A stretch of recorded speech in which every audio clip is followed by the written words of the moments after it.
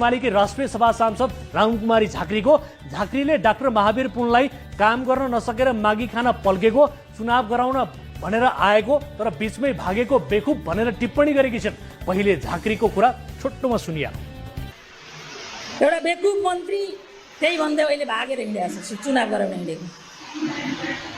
गरी खान दौ भएर मागी खान हिँड्ने मान्छेहरूको तरिका हो यो। गरी खान गाह्रो भएपछि मागी खान धेरै सजिलो छ।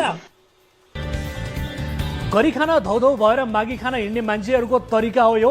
एउटा बेकुब मन्त्री चुनाव गराउन आएको तर अहिले भागेर हिँडेको छ भनेर कम्तीमा महावीर पुनका लागि रामकुमारी झाँक्रीले भनेको कुरा आफैमा घटिया छ। दर्शकबिन, महावीर पुनलाई गरी खान धौधौ भएर भागी खान हिँड्ने भनेर झाँक्रीले जे भनिन्, अब प्रश्न उठ्छ रामकुमारी झाँक्रीले चाहिँ आजसम्म के गरेर खाएकी हुन् त?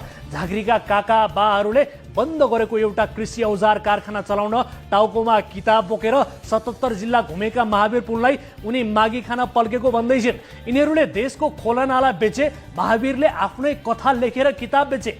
देशका नदी नाला बेच्नेले आफ्नो लागि घर बनाए, महावीरले कारखाना चलाए। काठमाडौँमा एउटा डेरासम्म पनि नभएका महावीर मन्त्री हुँदा सिंहदरबारकै एउटा कोठामा खान्थे, त्यही सुत्थे। विद्या कसम रामकुमारी सिंह, तपाईले बोल्नु भएको यो शब्द म्याग्दीमा एमालेलाई भोट हाल्न ठिक्क परेको कुनै मतदाताले सुन्ने हो भने त्यसले तत्कालै आफ्नो मत बदल्छ।